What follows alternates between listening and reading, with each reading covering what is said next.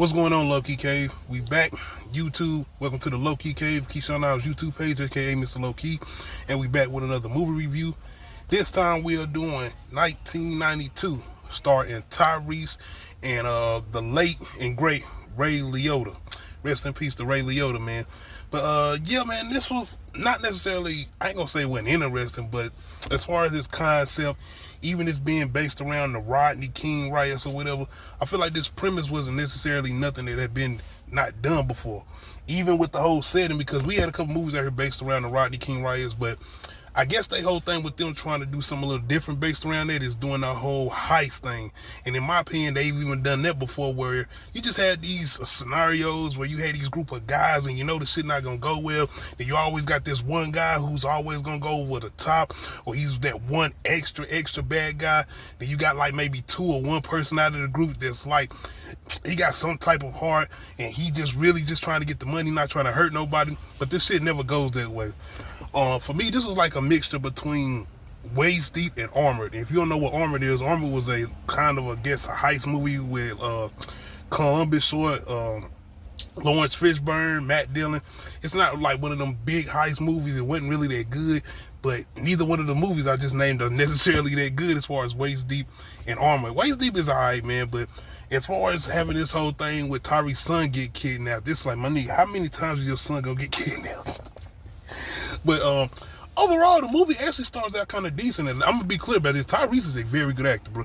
Like, Tyrese, once he's on that screen, outside of all the shit that's going on with Breakfast Club and anything, I feel like he's a very good promoter too. I think the promo run he's been on as far as this movie and his album, I think it's phenomenal.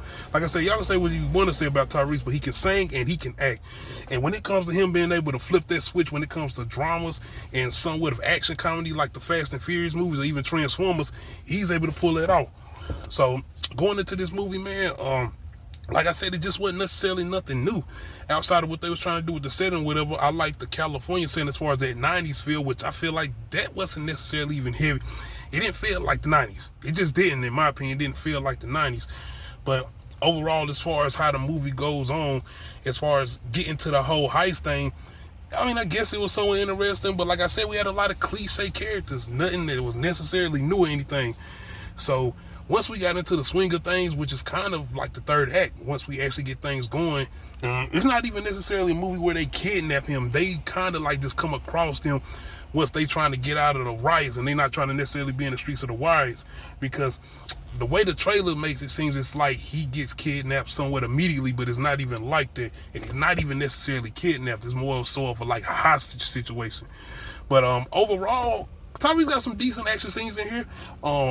He even kind of reminds me of his character from Black and Blue. I don't know if y'all ever seen that, but he's more so got that kind of presence of being like this OG guy from the neighborhood. He's done time or whatever, but he's really trying to change his ways, you know, for his son. Once again, somewhat of a cliche character, especially when it comes to the whole black man getting out of prison or whatever.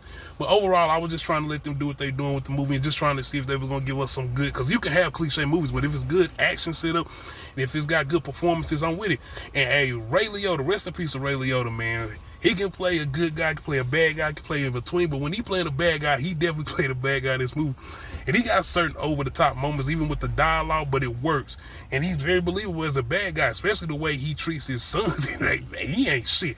Like, Ray Liotta ain't shit in this movie. But overall, man, Tyrese did a really good job being a lead. Like I said, it wasn't nothing really new, but what he's able to bring to the table as far as leading the forefront, the same way I kind of feel like he did with Waist Deep. This is a way better movie than Waist Deep too, by the way. And I feel like it was an overall better movie just going in, but if you think about it, this movie reminds me of a lot of movies, especially based around the LA area. You could think about Street Kings with Keanu Reeves and Forrest Whitaker. And like I said, Waist Deep, all of those movies, it definitely feels very similar to those. So just as far as the premise and the overall story and the plot, there just wasn't nothing new there. But as far as just some action scenes, it's pretty decent. Acting was good. The acting was good. Now, there wasn't nothing wrong with the acting. Dialogue could have been a little bit better, but everything was just more so it just didn't been done before, and somewhere definitely been done better in other movies. But overall, man, y'all check out 1992. It's a pretty decent movie, and Tyrese did his thing in here. So y'all let me know how y'all feel it. Make sure you hit that like button. Make sure you hit that subscribe button. Make sure you hit that notification bell, let you know when I upload new videos. We out.